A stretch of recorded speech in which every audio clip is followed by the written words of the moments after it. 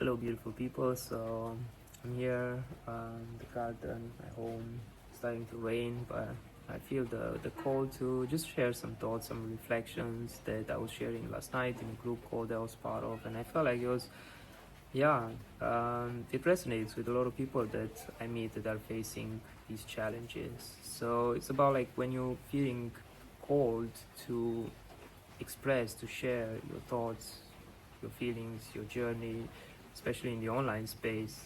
And then obviously there's this like a lot of the times the blockages or the resistance um, that comes with it when you're at that threshold. So I feel like the most important thing here is, well, first of all, is to be connected with yourself, because when you're connected with your body, I feel like your body will tell you like the direction they need to go, and the signals come at the somatic level. And for example, when you want to share something, I often find like I'm either getting this feeling of like sort of like an ickiness, like when you try to eat something and it's just like your body tells you like no, and sure you can push through it, but I do feel like this is when I'm either like coming from this energy of performance or people pleasing or following someone else's formula, just like yeah, or it's just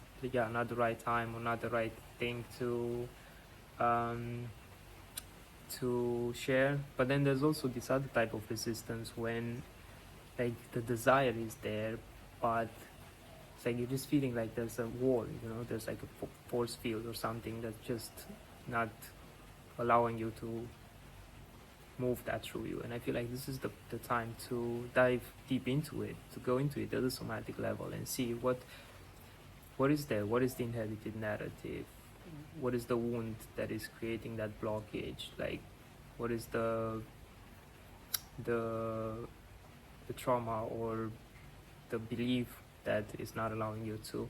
And I feel like this should be done in a very gentle way, so not like yeah, in the somatic therapy there's this technique called pendulation where you go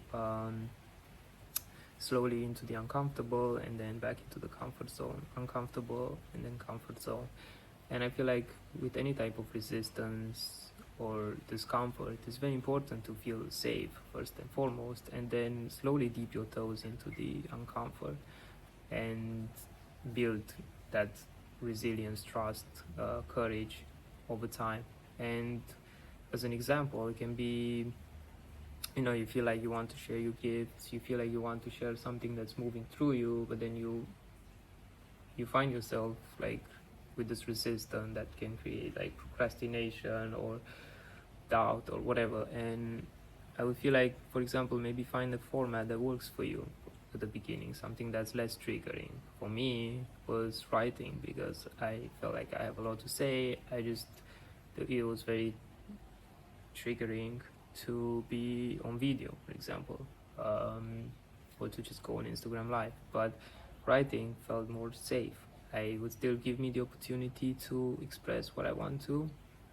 It just, yeah, it was a lot safer. And then over time, cultivate the courage to go even more and even more into the discomfort. And I did that through like public speaking, for example, like workshops, a lot of things. And I'm obviously still on the journey, but yeah, this is just an example.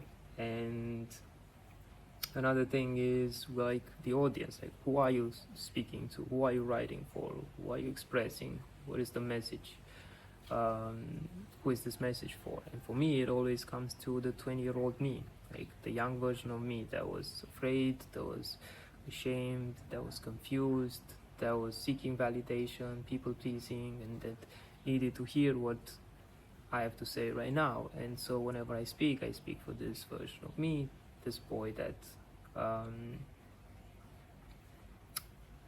was looking for guidance. And I feel like this takes a lot of pressure, not responsibility, but pressure, because then there's only one person that I need to talk to, that I need to share these things with. And then also the people that resonate with you, that are on the same journey, they will hear your message. So yeah, these things for me are very important to reflect on. Like, what does your body tell you in that moment?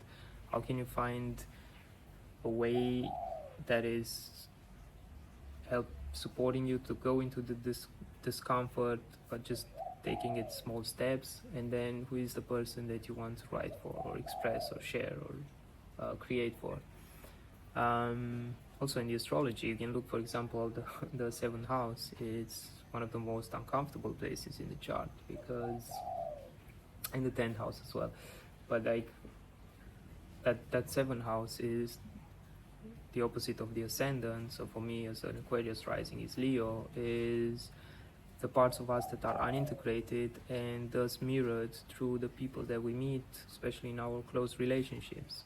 So for me, with Leo, is this courage to be seen, to put myself out there.